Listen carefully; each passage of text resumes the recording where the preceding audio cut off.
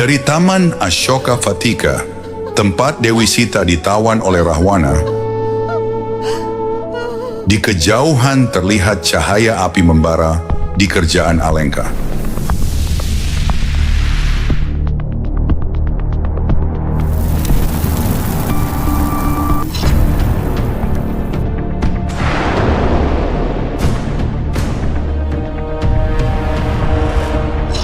Ya, Alenka telah terbakar, Hanuman telah datang. Rahwana membuat kesalahan besar dengan membakar sang pembawa pesan hidup-hidup. Hanuman membakar kerajaan yang makmur dan kaya raya, Alenkapura.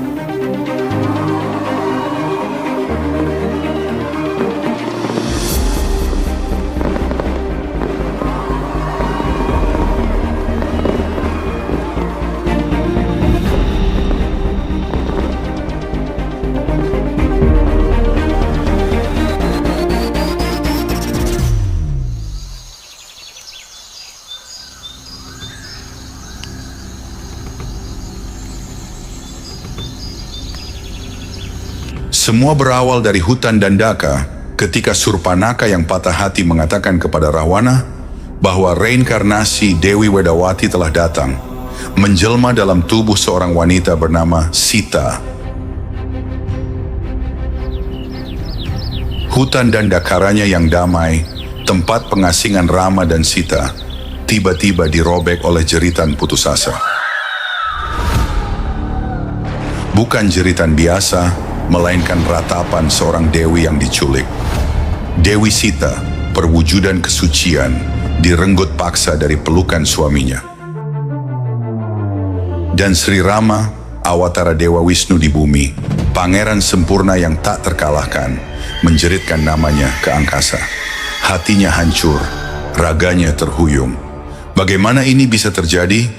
Mengapa kegelapan begitu berani menantang cahaya?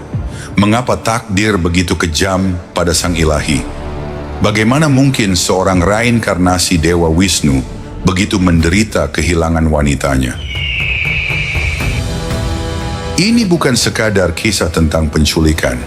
Ini bukan kebetulan semata. Ini adalah penderitaan yang telah dituliskan jauh sebelum Rama terlahir. Sebuah benang takdir telah dirajut, sebuah kutukan telah dilontarkan, dan sebuah janji telah terukir dalam api abadi. Ini adalah rangkaian takdir dari cinta sejati Rahwana kepada Dewi Wedawati yang tak sampai. Bahkan, Wedawati sempat mengucap sumpah sebelum kepergiannya. Rahwana bertahun-tahun menunggu cintanya terlahir kembali.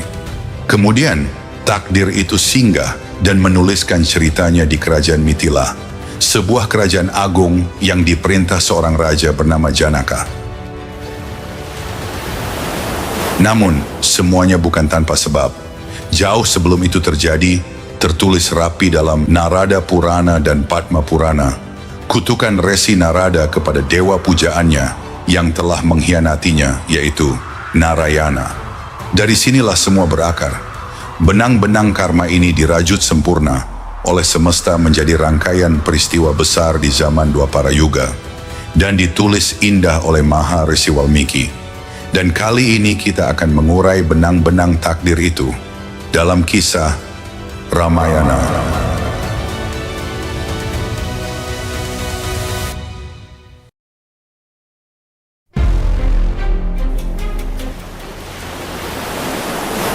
Untuk memahami penderitaan Rama, kita harus mundur ribuan tahun ke masa lalu, ke sebuah zaman di mana seorang Resi Agung, Narada Muni, putra Dewa Brahma, tengah melakukan tapa memuja Sang Narayana.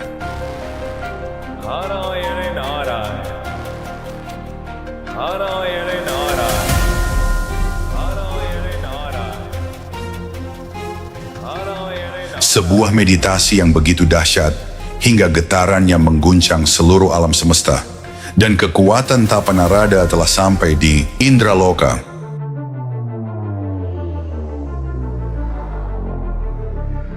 Dewa Indra, raja para dewa, diliputi ketakutan. Ia khawatir kekuatan tapa Narada akan melampaui kekuasaannya sendiri. Maka, ia memanggil putranya, dia yang paling ahli dalam menggoda, paling ahli dalam memecah konsentrasi, Kamadewa, sang dewa cinta.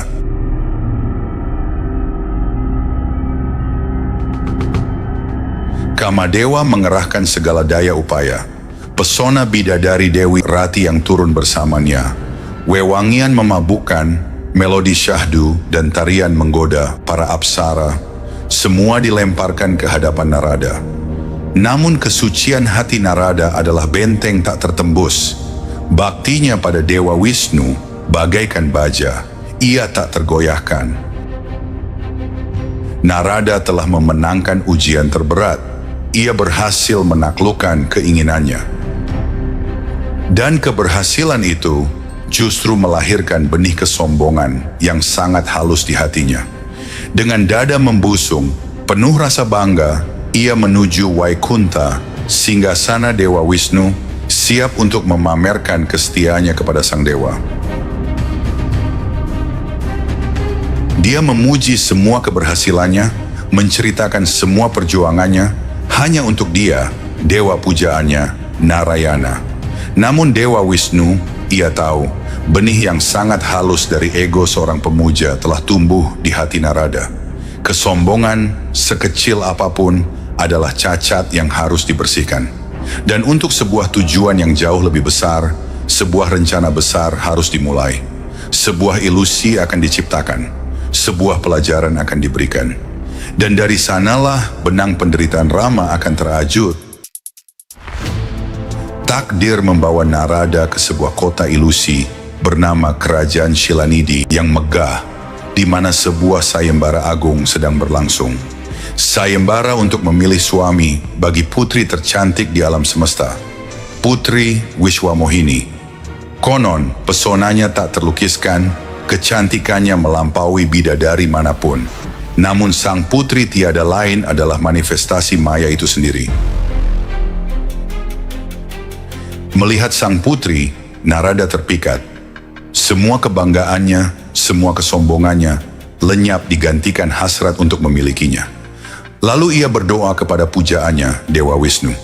Narada memohon, "Ya Dewa Wisnu, inilah permohonanku yang terakhir, berikan aku wujud yang paling indah, agar sang putri memilihku." Dewa Wisnu hadir dan menjawab doa Narada.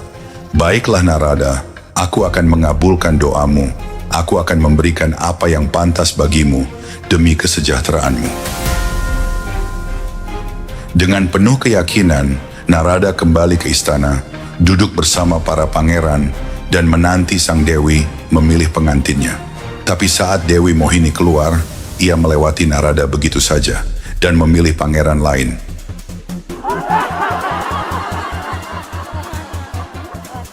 Tidak hanya itu, kekecewaan Narada bertambah ketika Dewi Mohini dan seluruh pangeran lain yang hadir menertawakan Narada.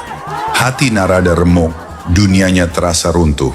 Terlebih lagi, sang putri memilih seorang pemuda tampan tak dikenal yang tiba-tiba muncul di sana.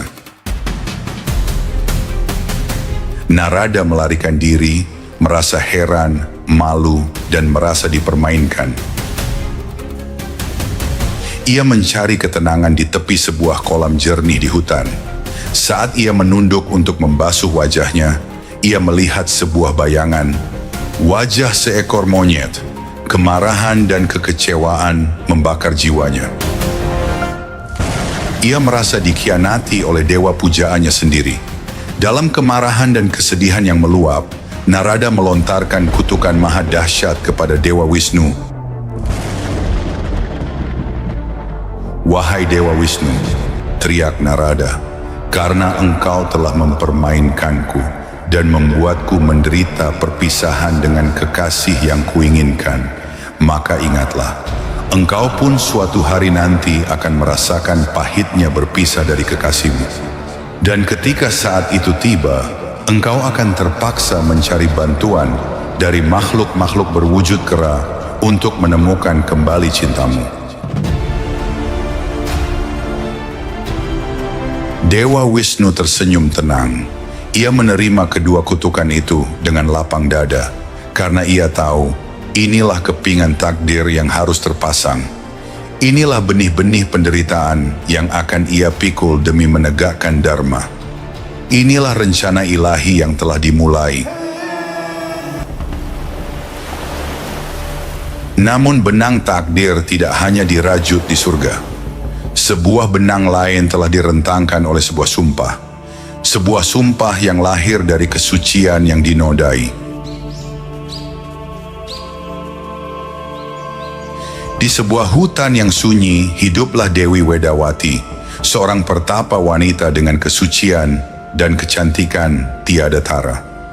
Wedawati disebut sebagai putri Resi Kusadwaja, atau lebih dikenal sebagai Brahmarishi Brigu, yang juga seorang pemuja Wisnu.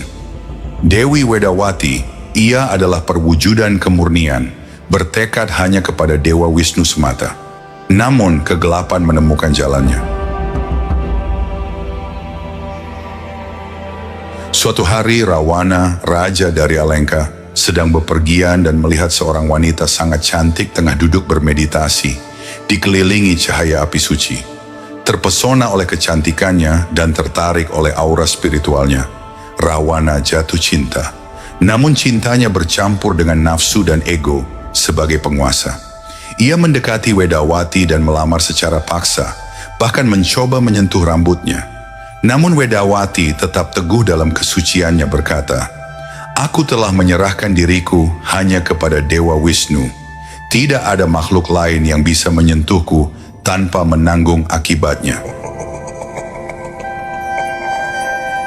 Rahwana, matanya yang penuh nafsu tertuju pada Wedawati. Ia mencoba merenggut paksa kesuciannya. Namun Wedawati menolak keras. Dalam amarah dan tekad menjaga kesuciannya, ia melompat ke dalam api suci yang menyala. Sebelum api melahap habis raganya, dengan kekuatan tapanya, Wedawati bersumpah. Sebuah sumpah yang akan mengubah nasib sang raja. "Aku akan terlahir kembali dan menjadi penyebab utama kehancuranmu, wahai Rahwana." Rahwana terpukul dan berduka, bukan karena gagal memiliki Wedawati, tapi karena ia benar-benar mencintainya dengan tulus. Hanya saja caranya keliru, penuh ego dan kesewenangan. Ia berkata dalam hatinya, "Jika cintaku padamu harus dihukum dengan kehancuran, maka biarlah itu terjadi. Aku bersedia binasa demi cinta sejati." Dan seperti yang ditakdirkan, ratusan tahun kemudian, sumpah itu terpenuhi di kerajaan Mithila.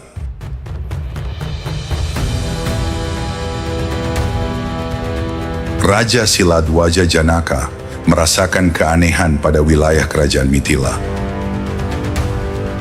Dahulu Mithila adalah sebuah kerajaan yang makmur, subur, gemah ripah loh jinawi. Namun tiba-tiba semua berubah. Kekeringan melanda seluruh wilayah kekuasaannya.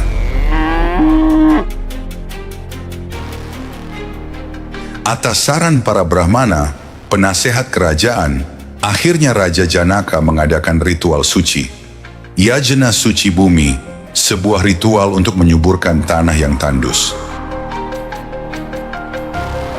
Saat ia membajak tanah dengan bajak emasnya untuk upacara suci itu, mata raja tertuju pada sebuah keajaiban.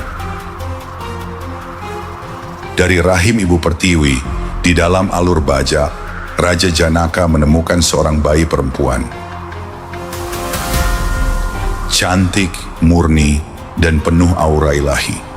Raja Janaka mengangkatnya, menamainya Ayonija atau Bumi Suta, yang kelak lebih dikenal sebagai Sita. Ia tidak tahu bahwa bayi ini adalah reinkarnasi Wedawati. Sebuah takdir, sebuah sumpah lama, kini telah berjalan di bumi dan akan bertemu dengan takdir yang lain. Maka kembali kita pada tangis Rama di hutan Dandakaranya. Kini kita memahami penderitaan Rama dan mengapa Rahwana mati-matian memperjuangkan Sita bukanlah sebuah kebetulan. Ini adalah hasil dari sebuah kutukan yang dilontarkan oleh Narada yang patah hati dan dari penantian Rahwana selama bertahun-tahun menunggu cintanya. Ini adalah hasil dari sebuah sumpah yang dilontarkan oleh Dewi Wedawati. Sebuah sumpah yang menjadikan Sita sebagai benih kehancuran bagi Rahwana. Semua benang takdir ini berjalin sempurna, menjerat Rama dalam penderitaan, namun juga menuntunnya pada tujuan ilahi. Untuk mengalahkan kegelapan, untuk menegakkan dharma, dan untuk memenuhi semua takdir yang telah digariskan. Kini, Rama harus menghadapi konsekuensi dari takdir yang terajut. Ia harus mencapai Alengka.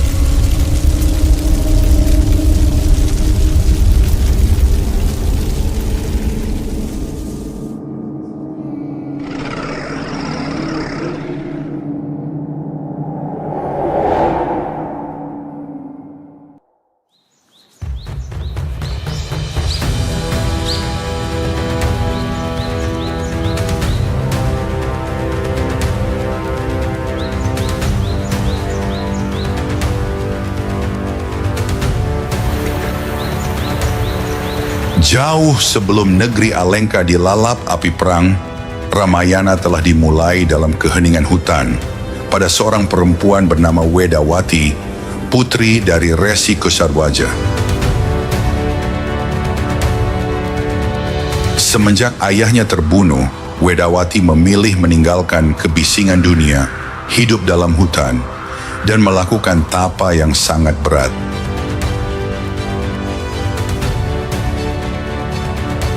Dari sini, dari tapa yang sunyi, dari penghinaan yang tak terlihat, sebuah takdir dilahirkan, takdir yang kelak memanggil Wisnu turun ke bumi. Karena Ramayana sebenarnya bukanlah kisah perang yang tiba-tiba terjadi, melainkan janji lama yang akhirnya menagih keadilan.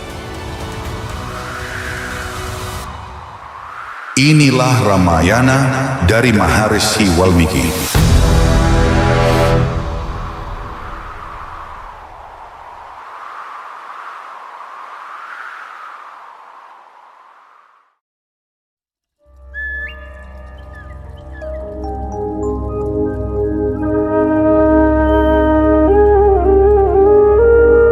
Dalam keheningan tapa Wedawati, bayangan Rahwana tiba-tiba datang. Berdiri di hadapan Wedawati.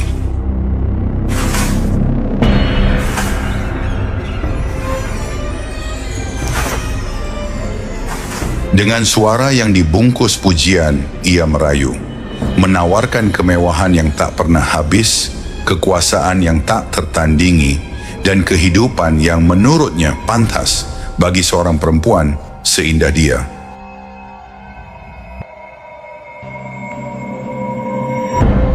Namun, Wedawati berbalik menatap Rahwana dengan keteguhan yang lahir dari sumpahnya sendiri.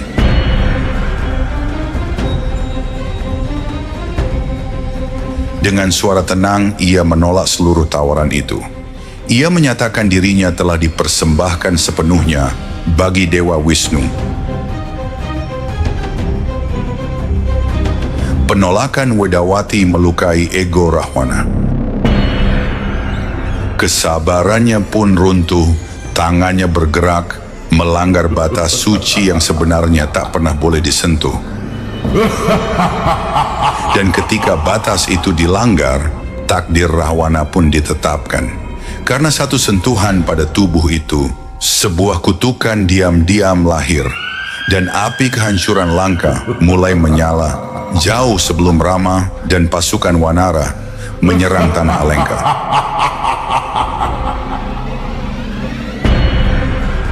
Wedawati mengucapkan kutukannya pada Rahwana bahwa sejak saat itu, setiap kali Rahwana menyentuh seorang perempuan tanpa izin dan kehendaknya, itu akan menjadi penanda kematian baginya. Angkara yang sama akan kembali menagih nyawa pelakunya.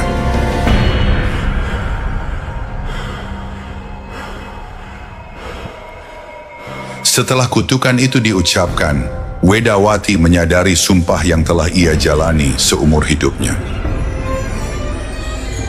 Merasa dirinya telah ternoda, ia memilih jalan terakhir. Wedawati melangkah ke dalam api, menjadikan dirinya persembahan suci untuk memurnikan jiwanya kembali.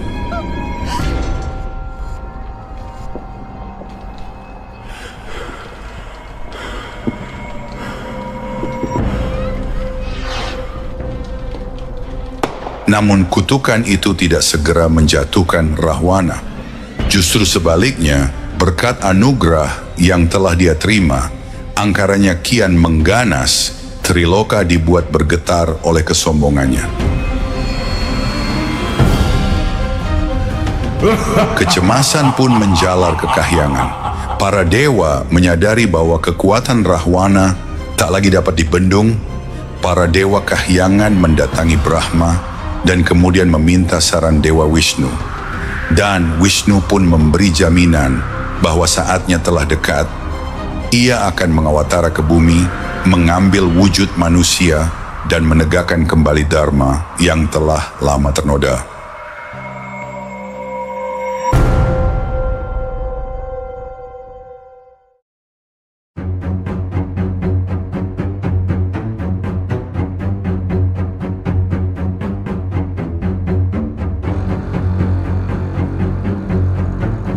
Sementara takdir menanti turunnya sang awatara, kita memasuki sebuah kerajaan yang nyaris sempurna. Kota itu makmur, rakyatnya jujur, dan hukum ditegakkan dengan adil.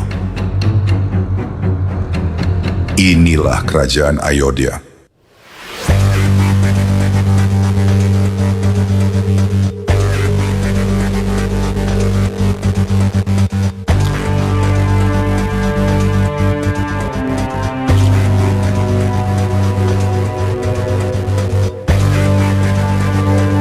Namun di balik kemegahan itu, di singgasananya, Raja Dasaraha memikul kesedihan sunyi yang mendalam.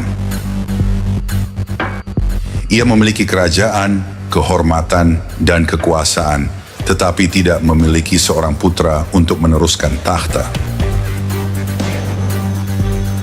Didorong oleh kegelisahan itu, Dasaratha memanggil Sumantra, menterinya yang setia. Ia merencanakan pelaksanaan Putra Kamesti Yajna, sebuah ritual agung untuk memohon keturunan setelah sebelumnya menyempurnakan Ashwamedha Yajna sebagai peneguhan kekuasaannya.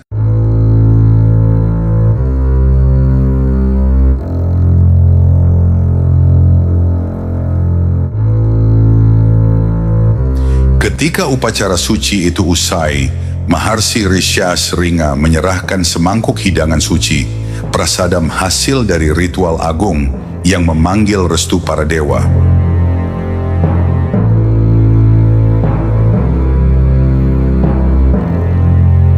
Sang Resi menjelaskan bahwa hidangan itu harus dibagikan kepada para permaisurinya.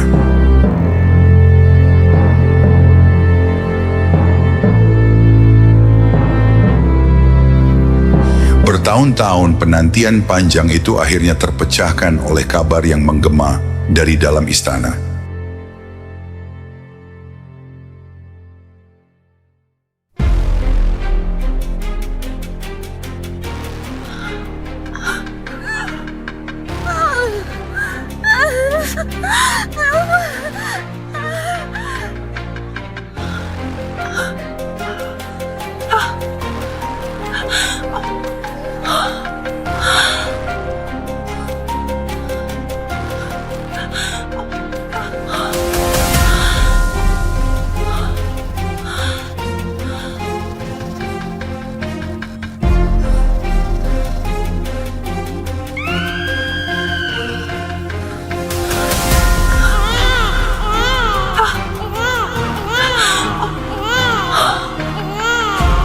Seorang pelayan berlari membawa berita sukacita, seorang putra telah lahir.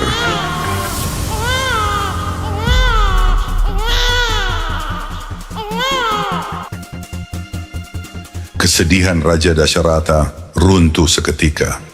Dengan suara haru sang raja mengumumkan kepada seluruh Ayodhya bahwa kerajaan kini memiliki pewaris takhta. Kota itu bersorak seolah napas baru mengalir ke setiap sudutnya.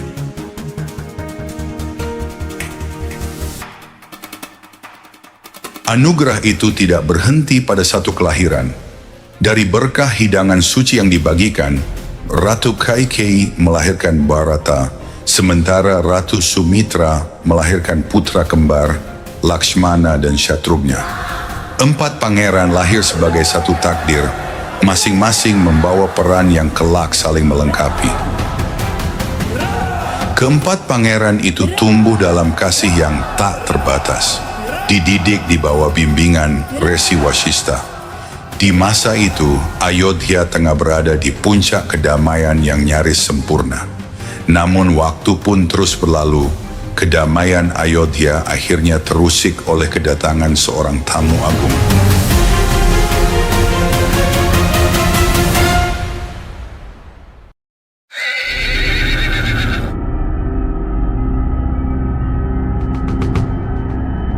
Seorang prajurit istana datang membawa kabar bahwa Resi Wishwamitra telah tiba dan meminta bertemu dengan sang raja. Dasharatha segera menyambutnya dengan penuh hormat, menyadari bahwa kehadiran seorang resi sebesar Wishwamitra pasti bukan tanpa sebab. Dengan kerendahan hati Dasharatha menawarkan bantuan apapun yang dibutuhkan. Resi Wishwamitra pun mengungkapkan kegelisahannya.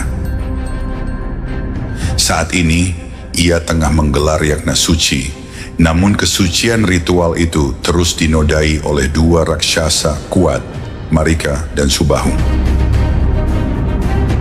Setiap kali api suci dinyalakan dan mantra dipanjatkan, gangguan datang membawa kekacauan.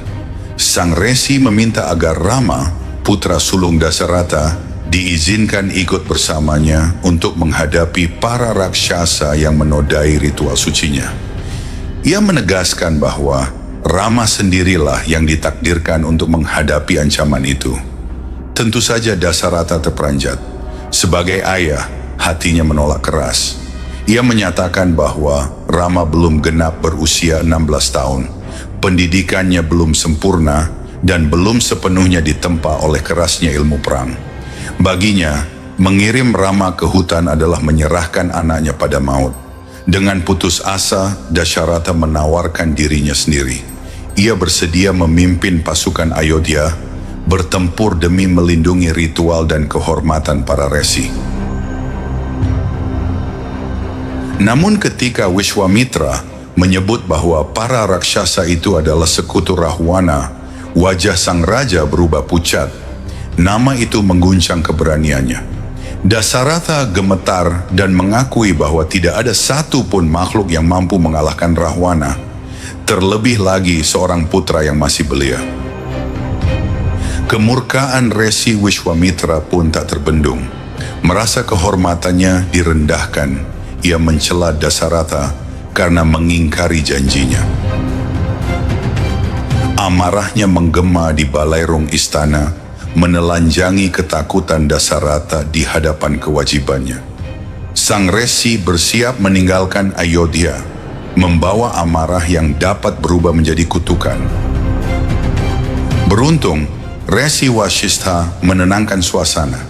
Dengan kebijaksanaannya, ia menasihati Dasharatha bahwa mengingkari janji adalah noda besar bagi seorang raja. Kata-kata itu menembus kegelisahan sang raja, memaksanya memilih antara ketakutan dan kewajiban. Akhirnya, dengan hati yang berat, Dasharatha melepaskan Rama dan Lakshmana untuk pergi bersama Resi Wishwamitra.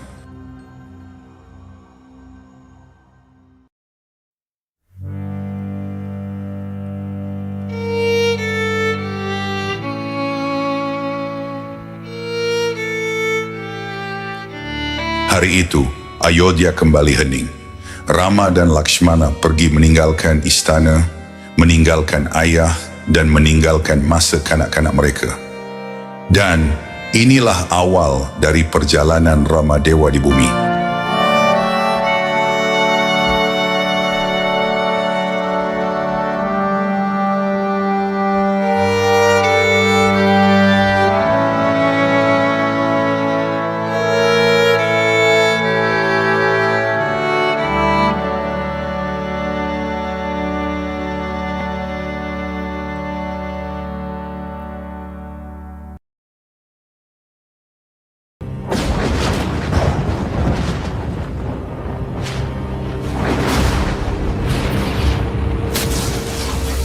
हम वेदात्मने विद्महे हिरण्यगर्भाय धीमहि तन्नो ब्रह्म प्रचोदयात् ओम ब्रह्मणे नमः।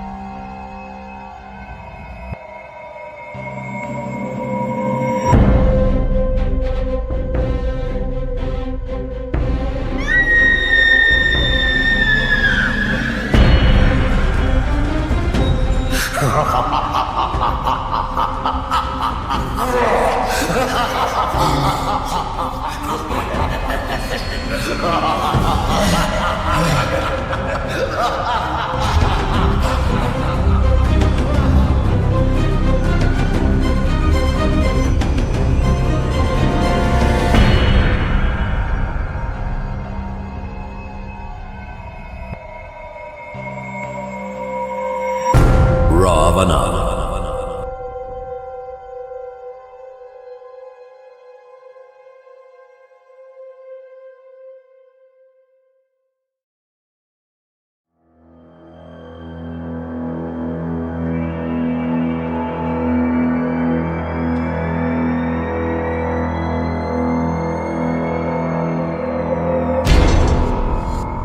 Satu nama, satu takdir.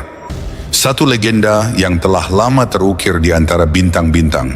Dia dihormati, sekaligus ditakuti. Dia disanjung, namun juga dicela. Namanya menggema melintasi ruang dan waktu. Rahwana.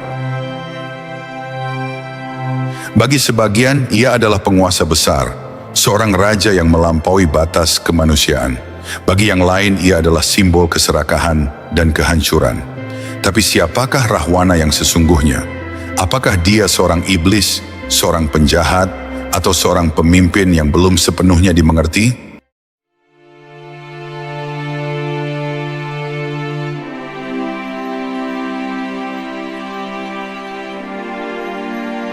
Dunia hanya melihat mahkotanya atau kejayaan Alengka di bawah kuasanya, namun apakah dunia pernah melihat beban yang ia pikul? Di balik baju besi, ada hati yang tetap berdenyut. Di balik legenda, selalu ada bagian kisah yang terlupakan. Demikian pula kisah Rahwana, ada begitu banyak hal yang belum terungkap. Untuk memahami Rahwana, kita harus melangkah lebih jauh ke belakang. Karena kisahnya bukan hanya tentang dirinya sendiri. Ia adalah bagian dari garis keturunan agung, kisah yang bermula jauh sebelum kelahirannya.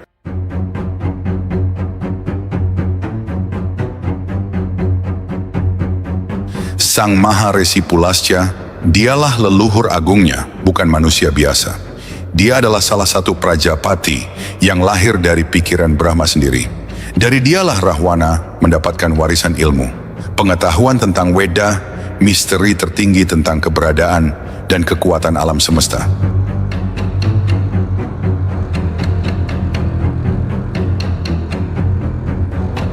Namun, darah yang mengalir dalam dirinya bukan hanya berasal dari kesucian. Ibunya, kekasih, berasal dari bangsa Asura. Makhluk yang ditakuti, yang dianggap haus darah dan kekacauan. Ia memilih Maharishi Vishrawa sebagai suaminya, dan dari penyatuan dua dunia yang bertolak belakang inilah, lahirlah Rahwana. seorang anak yang tidak sepenuhnya diterima oleh dunia. Dia bukan hanya seorang raksasa, dia bukan hanya seorang Brahmana. Dia adalah sesuatu yang lebih besar, sesuatu yang lebih berbahaya.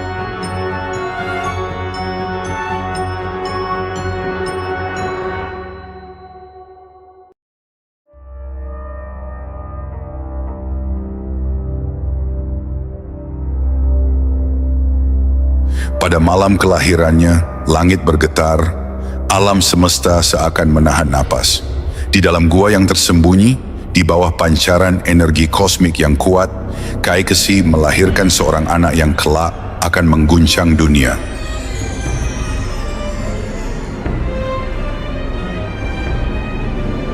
Bersama Rahwana, lahir pula saudara-saudaranya. Kumbhakarna, prajurit raksasa dengan kekuatan yang luar biasa. Vibhishana, seorang bijak yang hatinya condong pada kebenaran. Dan Surpanaha, perempuan pemberani dengan api yang membakar di dalam dirinya. Mereka bukan keluarga biasa, mereka adalah pewaris takdir yang akan membentuk sejarah untuk kehancuran atau kejayaan. Rahwana tidak seperti anak-anak lainnya. Ia tidak bermain di ladang terbuka, tidak menikmati kebebasan seperti manusia biasa. Ia dididik dengan keras, dilatih dalam ilmu suci dan strategi perang. Di bawah bimbingan ayahnya, Maharishi Vishrava, ia menekuni Weda dan menggali misteri terdalam tentang penciptaan dan penghancuran. Namun dunia tidak pernah menerima Rahwana sepenuhnya. Ia selalu menjadi sosok yang dipertanyakan, dihina, dianggap sebagai makhluk yang lahir dari ketidakwajaran.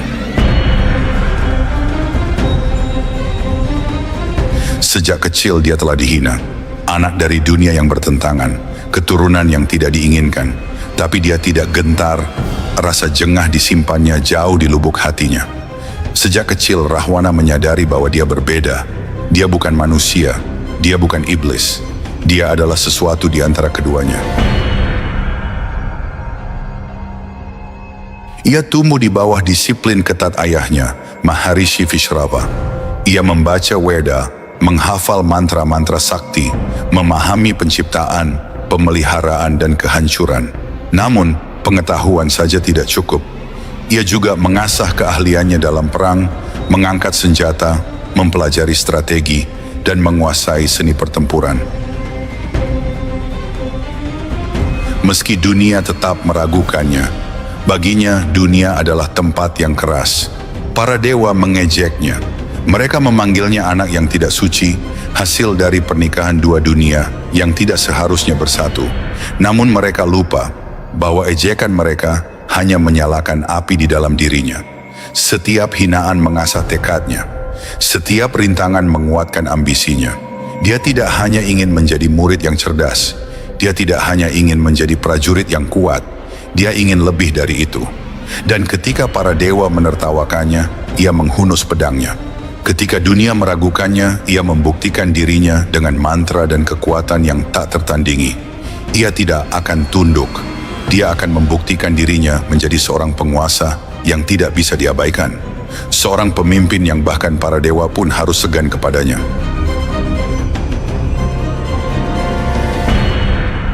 Api ambisi dalam dirinya semakin membesar, darahnya mendidih dengan kekuatan yang tak bisa dibendung. Ia menerima takdirnya bukan sebagai beban, tetapi sebagai kekuatan. Ia bukan hanya anak dari seorang resi, ia bukan hanya putra dari seorang raksasi. Ia adalah Dasyanan, makhluk dengan 10 wajah dan pikiran yang melampaui manusia biasa. Ia lahir untuk menantang para dewa, tetapi di balik ambisinya, di balik kekuasaannya yang luar biasa, ada sesuatu yang dunia tidak pernah peduli untuk melihat. Apakah ia adalah korban dari sejarah yang hanya ditulis oleh para pemenang? Sejarah tidak sesederhana hitam dan putih. Kisah ini baru saja dimulai.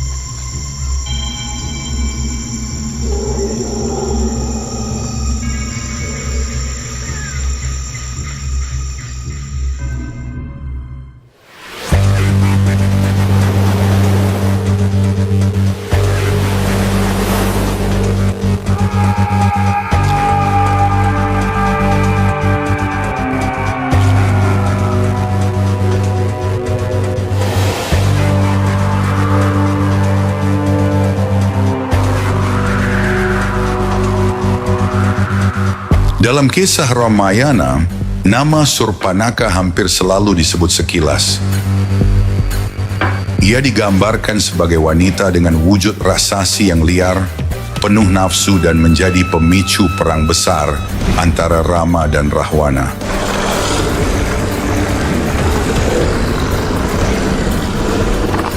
Namun jarang sekali ada yang bertanya, siapa Surpanaka sebelum semua itu terjadi, sebelum hidungnya terpotong, sebelum ia datang ke Alengka dengan tubuh berdarah dan hati terbakar, sebelum namanya dicatat sebagai penyebab kehancuran Alengka. Bagaimana jika Surpanaka bukan sekadar pemicu konflik? Bagaimana jika ia bukan perempuan bodoh yang dikuasai nafsu sesaat? Bagaimana jika justru Surpanaka adalah tokoh yang paling memahami kelemahan Rahwana? Karena ia hidup di bawah bayangannya sendiri selama bertahun-tahun. Dalam versi Kamba Ramayana yang jarang dibicarakan, Surpanaka, ia adalah seorang istri yang kehilangan suaminya secara tidak adil. Dan sejak saat itu, dendamnya tidak pernah padam.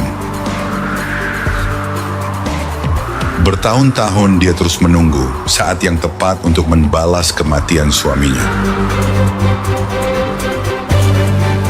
Hari ini kita akan masuk ke sisi Ramayana yang sunyi, gelap, dan terlupakan. Ini adalah kisah Surpanaka.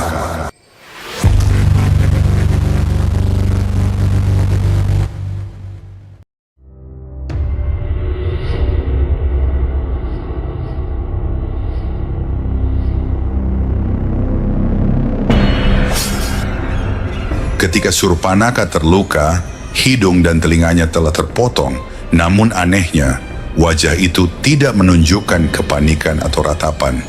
Ia tidak menangis ataupun berteriak. Ia justru tersenyum.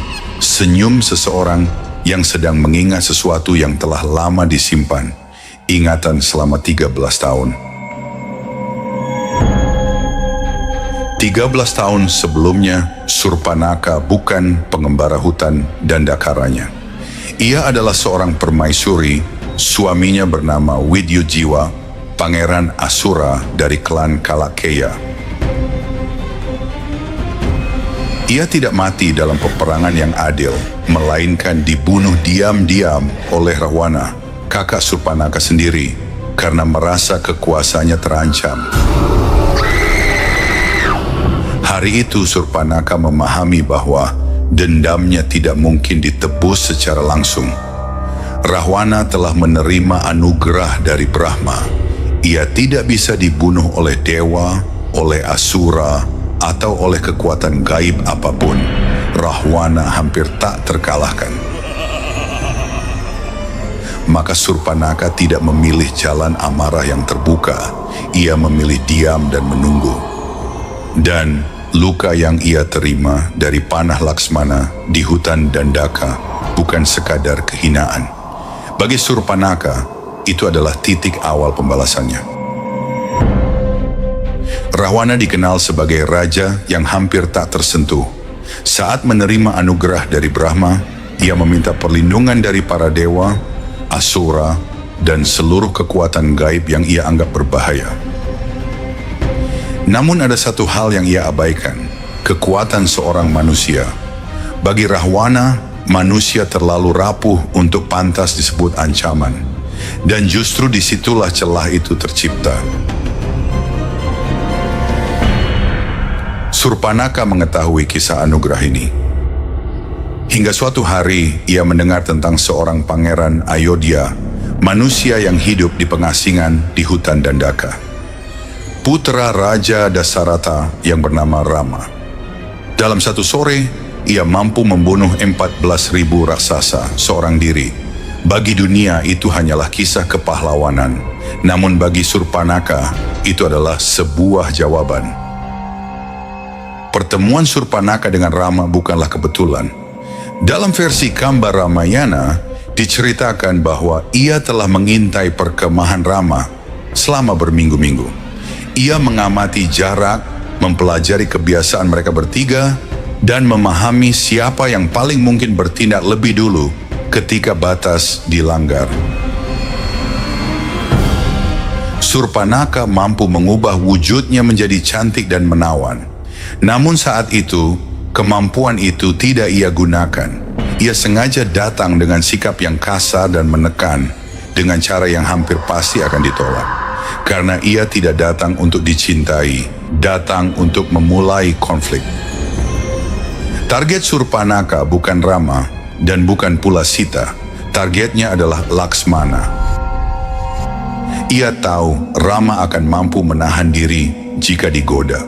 Namun Laksmana yang lebih impulsif dan sangat protektif terhadap Sita hampir pasti akan bereaksi keras jika garis itu dilewati. Maka Surpanaka menyerang Sita karena ia membutuhkan satu hal, yaitu luka. Luka yang akan menjadi bukti untuk ia perlihatkan pada Rawana sebagai pemicu amarah. Setelah terluka, Surpanaka tidak menyembuhkan dirinya dengan sihir. Ia membiarkan darah itu tetap mengalir, lalu berjalan menuju Alengka. Di hadapan Rawana, Surpanaka tidak langsung menceritakan penolakan Rama. Ia tidak menyebutkan luka di wajahnya. Yang pertama ia ceritakan justru Sita. Ia menggambarkan kecantikannya, menyebut bahwa perempuan seperti itu pantas berada di sisi Raja Alengka. Sedikit demi sedikit, kata-katanya menanamkan bayangan di benak Rahwana. Mata Rahwana mulai berbinar, dan ketika benih itu telah cukup dalam, Surpanaka melakukan hal terakhir. Ia memperlihatkan wajahnya yang cacat sebagai penghinaan terhadap martabat Rahwana. Ia membiarkan ego kakaknya bekerja sendiri. Dalam versi Kamba Ramayana, ketika Rahwana akhirnya menyatakan kesediaannya untuk menculik Sita, wajah Surpanaka menunjukkan kepuasan. Akhirnya, dendam yang ia tanam selama 13 tahun, kini siap untuk dituai. Pada akhirnya, Surpanaka berhasil melakukan sesuatu yang tidak pernah bisa dilakukan oleh para dewa, asura, atau sihir manapun. Ia meyakinkan makhluk terkuat di dunia itu untuk menculik istri Rama, manusia yang memiliki kemampuan untuk membunuhnya.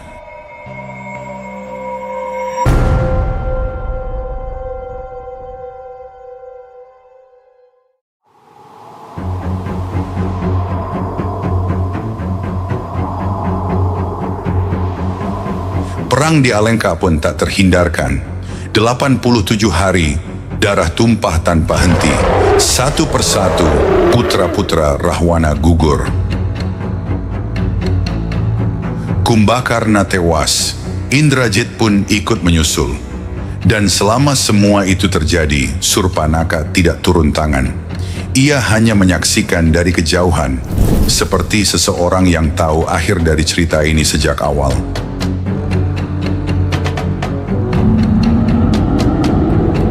Hingga pada akhirnya, panah Rama menembus jantung Rawana.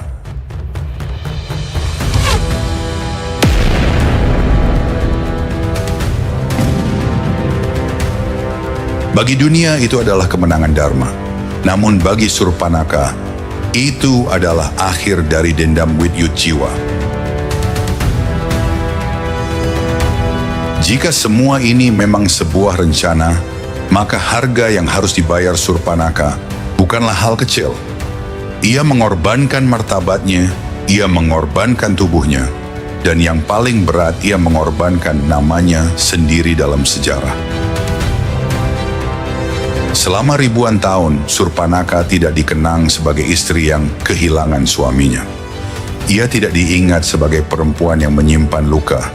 Ia hanya disebut sebagai wanita yang haus nafsu, liar, dan tak terkendali. Dan mungkin itulah yang ia pilih. Jika reputasi buruk itu adalah harga yang harus dibayar agar Rahwana melangkah menuju kematiannya dengan penuh keyakinan, tanpa pernah curiga bahwa kehancurannya digerakkan dari dalam keluarganya sendiri. Surpanaka tidak mengangkat senjata. namun ia memegang sesuatu yang jauh lebih berbahaya, kepercayaan Rahwana. Dan di titik itulah kisah ini berbalik arah. Manipulasi terbesar dalam sejarah Ramayana bukanlah penculikan Sita oleh Rahwana, melainkan bagaimana Surpanaka membuat Rahwana yakin bahwa semua itu adalah keputusannya sendiri.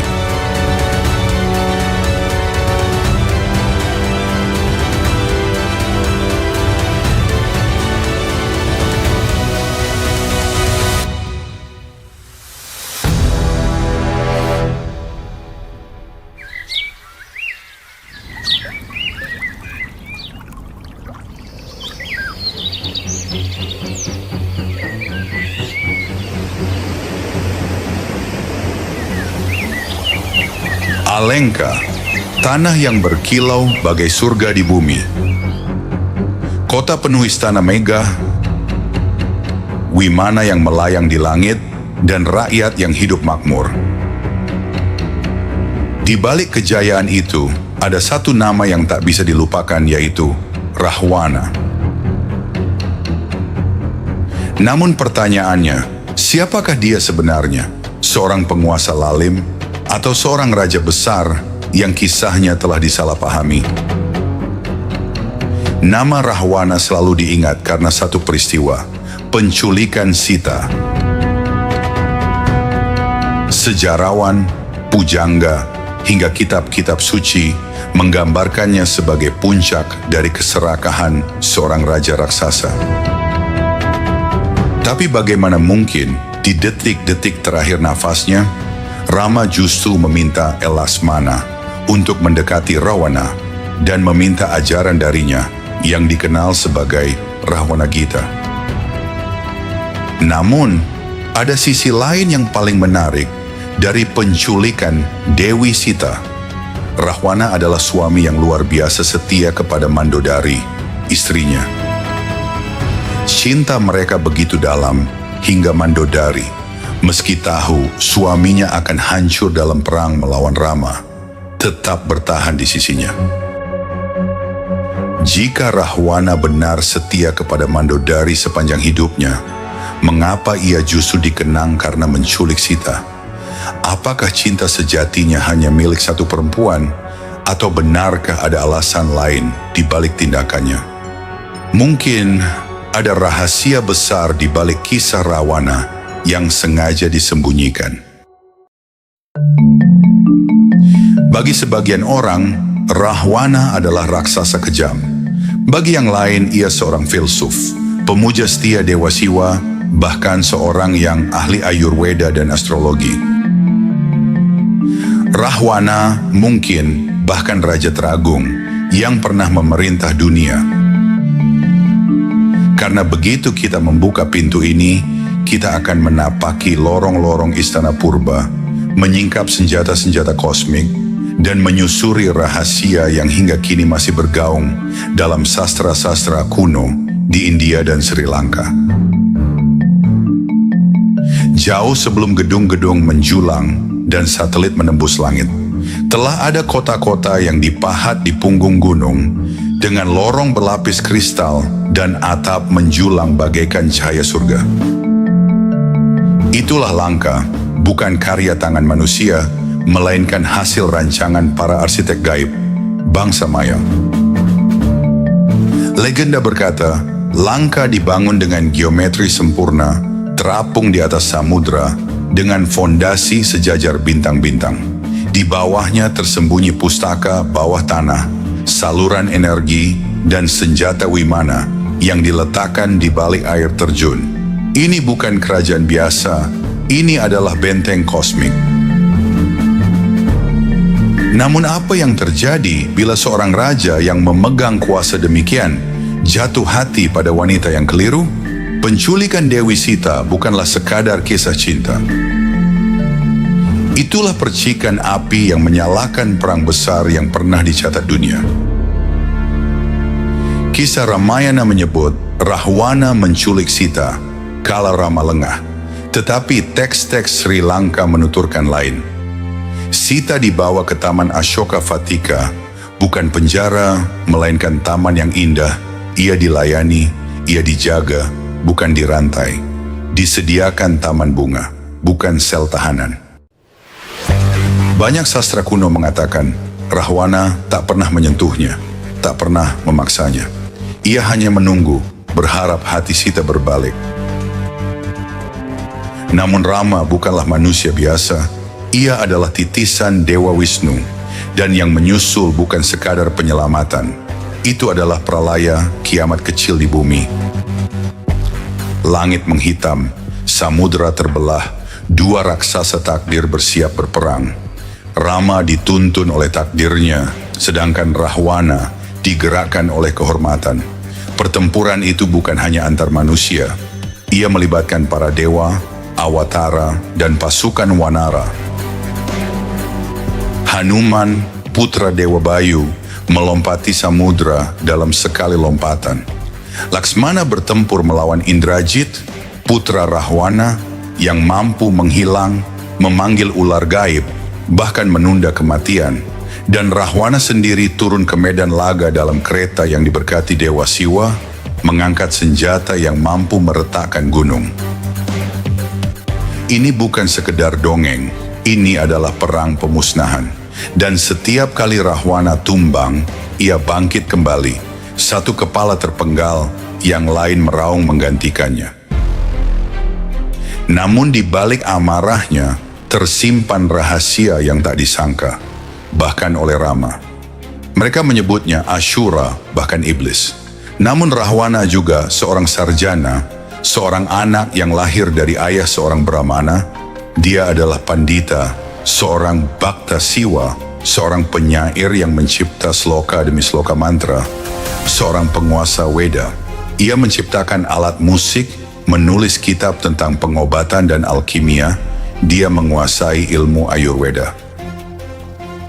Istana Rahwana diyakini menyimpan Pushpaka Wimana, mesin terbang yang mampu menembus dunia. Ia tidak hanya menaklukkan kerajaan, ia menguasai ilmu langit dan neraka. Beberapa percaya, ia sedang mempersiapkan sesuatu yang lebih besar. Sebuah penyelarasan kosmik menciptakan sebuah gerbang portal antar dimensi.